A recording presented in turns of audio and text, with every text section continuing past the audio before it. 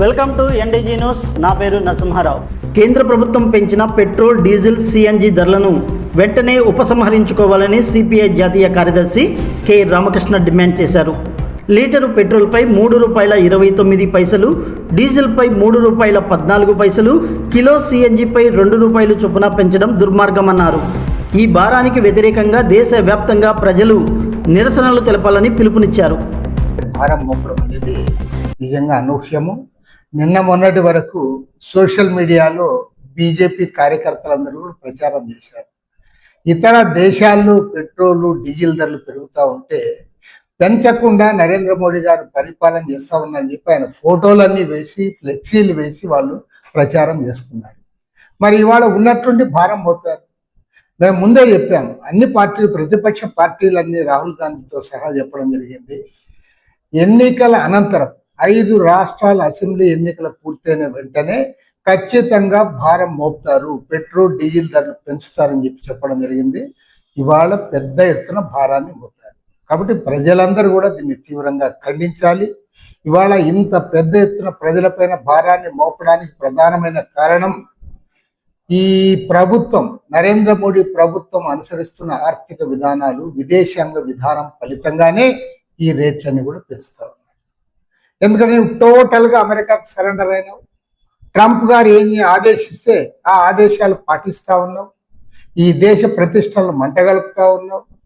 ప్రత్యేకించి నువ్వు ఇరాన్తో ఆయిల్ కొనొద్దంటే మానేసావు కొనడం, రష్యాతో ఆయిల్ కొనొద్దంటే కొనడం మానేసావు. కాబట్టి ఇవాళ పెద్ద ఎత్తున కొరత ఉంది ఒకవైపు, మరోవైపు రేట్లు కూడా విపరీతంగా పెంచేశారు. కాబట్టి ప్రభుత్వ వైఖరిని తీవ్రంగా ఖండిస్తా ఉన్నాం. దేశవ్యాప్తంగా ప్రజలందరూ ఎక్కడికక్కడ స్వతంత్రంగా పార్టీల ఆధ్వర్యంలో, ప్రజా సంఘాల ఆధ్వర్యంలో ఎవరికి వారు నిరసన తెలియజేయాలని చెప్పి సిపిఐ తరఫున ప్రజానీకానికి విజ్ఞప్తి చేస్తా ఉన్నాం.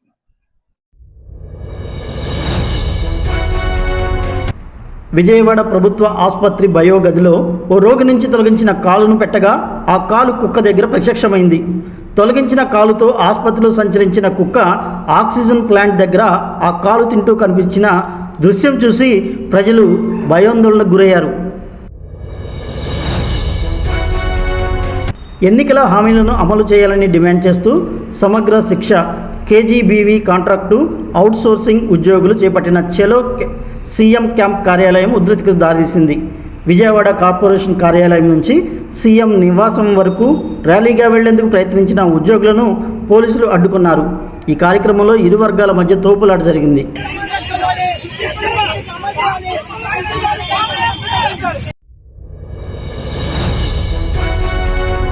ప్రభుత్వ పాఠశాలలో అడ్మిషన్ల జోరు పెరిగిందని, ప్రైవేటు పాఠశాలల నుండి ప్రభుత్వ పాఠశాలలకు విద్యార్థులు క్యూ కడుతున్నారని ఎంఈఓ చిట్టిబాబు తెలిపారు. గౌరవరంలో కొంతమంది ప్రైవేట్ పాఠశాలల నుండి ప్రభుత్వ పాఠశాలల్లో చేరారని తెలిపారు. ప్రభుత్వ స్కూల్స్ ఇప్పుడు పూర్తిగా మారిపోయాయని, దీంతో తల్లిదండ్రులు తమ పిల్లలను ప్రభుత్వ పాఠశాలలో చేర్పించడానికి ముందుకు రావడం ఆనందంగా ఉందన్నారు. ఈ పిల్లలందరూ కూడా చక్కగా మన దగ్గర చదువుతున్నారు. కొంతమంది ఈ అమ్మాయి, ఈ పాప, ఆ అమ్మాయి ఇక్కడ మీ ప్రైవేట్ స్కూలేనా? ఈ అమ్మాయి ఇప్పుడు నందిగామ వెళ్తారా వీళ్ళు? ఈ అమ్మాయి నందిగామ. ఎట్లా అమ్మా చూడండి, మాస్టర్ ఎంత మంచి, ఈ మాస్టర్ అక్కడ, ఆ మేడం గారు ఇంకొక madam, first class, second class, third class అయితే చక్కగా కింద కూర్చొని చేస్తున్నాం మా టీచర్లు. ఇప్పుడు మీరు ఒకసారి స్కూల్ చూడండి ఎంత బ్రహ్మాండంగా ఉన్నాయంటే స్కూల్స్ అన్ని. మేము అప్పట్లాగా కాదమ్మా, గవర్నమెంట్ స్కూల్ సిస్టమ్ అంతా మారిపోయింది. ఇప్పుడు అంతా కూడా ఆన్లైన్లో ఉంది, మొత్తం టీవీలతోనే పాఠాలు, అంతా కూడా స్మార్ట్ టీవీలు, ఐఎఫ్పి ప్యానల్ ద్వారా ప్రతిరోజు కూడా వాళ్ళు ఏం పాఠాలు చెప్పాలో గవర్నమెంటే ఆన్లైన్లో పంపిస్తుంది. అక్కడ ఏముందమ్మా, సీట్ల కింద, రేకుల సీట్ల కింద కూర్చొని పాప ఒక్కబోసి వస్తారు. మా దగ్గర 4 ఫ్యాన్లు, లైట్లు, కింద బల్లలు, వీటి అన్నిటికంటే కూడా ఫస్ట్ ఏంటంటే వీళ్ళకి మంచి భోజనం, మధ్యాహ్నం కోడిగుడ్డు రోజు చిక్కి మంచి పౌష్టికారమైన మీ పిల్లలు మంచి బాగుపడతారు. పుస్తకాలు లేదండి, ఇప్పుడు మారిపోయిందండి. ఆ వాతావరణం ఇప్పుడు లేదు. టీచర్లు సరిగ్గా చెప్పటం లేదు అనేది. నేను తల్లిదండ్రులకు ఒకసారి ముందు నేను చెప్తాను. నేను కూడా తల్లిదండ్రులకు ఏం చెప్తున్నానంటే, మీరు వెళ్ళి మీ పిల్లల్ని పంపించేసి ఇంటికాడ కూర్చోవద్దండి. మా పిల్లలకు చదువు వస్తుందా లేదని మీరు క్వశ్చన్ చేయాలి. టీచర్ పోయి అడగాలి, మీరు అడగండి. టీచర్లకు వెళ్ళి రాకపోతే ఎందుకు రావట్లేదు మా పిల్లలకి ఎందుకు చదువు చెప్పట్లేదు అని చెప్పి అడగాలి. అదే ప్రైవేట్ స్కూల్ వాళ్ళైతే అడుగుతున్నారు కదా, మీరు కూడా వెళ్ళి అడగాలి. అడిగితేనే వాళ్ళందరికీ తెలుస్తుంది. ఆ చదువు చెప్పని టీచర్లు అందరూ కూడా వెళ్ళిపోయారు, రిటైర్ అయిపోయారు, ముసలి అయిపోయారు. ఇవాళంతా కూడా ఇంగ్లీష్ మీడియంలో చెప్పే టీచర్స్. విషయం ఏంటంటే మీకు ఇంకా తెలుగు మీడియం ఉంది అనుకుంటున్నారు. గవర్నమెంట్ స్కూల్లో మొత్తం కూడా ఇంగ్లీష్ మీడియమే చెప్పేది. ఇంగ్లీష్ మీడియంలోనే పాఠాలు చెప్తున్నారు. సిలబస్ అంతా ఇంగ్లీష్ మీడియమే. పుస్తకాలు వచ్చేసాయి, బ్యాగులు, పెన్నులు, పుస్తకాలు, షూస్, బట్టలు అన్నీ ఇచ్చేస్తాం వారంలో. ఒకసారి ఆలోచించమ్మా, మీ పేరెంట్స్తో మాట్లాడండి, జాయిన్ చేయండి. ఇక్కడ ఒక 2 నెలలు చూడండి. 2 నెలల్లో మీ పిల్లల్లో మార్పులు రాకపోయినా, మీ పిల్లలకు సరైన చదువు రాకపోయినా, మీ పిల్లల్ని తీసుకెళ్ళి మీరు మళ్ళీ ఎక్కడైతే జాయిన్ చేస్తున్నారో ప్రైవేట్ స్కూల్ జాయిన్ చేసుకుంటారో మీ ఇష్టం. ఒక 2 నెలలు చూడండి, మా మీద నమ్మకంతో పంపించండి. ఓకేనమ్మా? ఇది చూడండి ఒకసారి, చూసిన తర్వాత మీరు నిర్ణయం తీసుకోండి. సరేనా? అది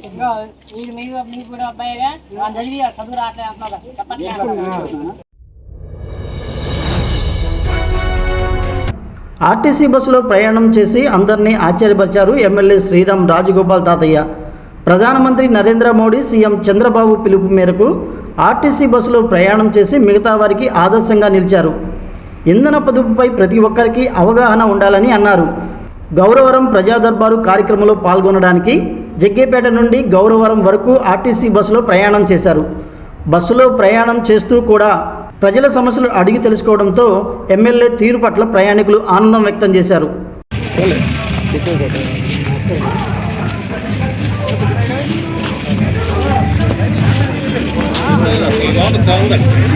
మీ అందరి కరతాళ ధ్వనులతో గట్టిగా చప్పట్లు కొట్టండి.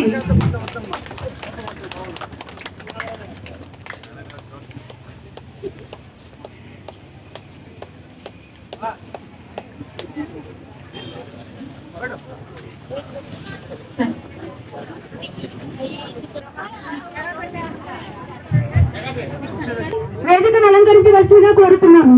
అలాగే ఎంఈఓ గారిని, చిట్టుబాబు గారిని వేదిక నిలబడుతున్నాము.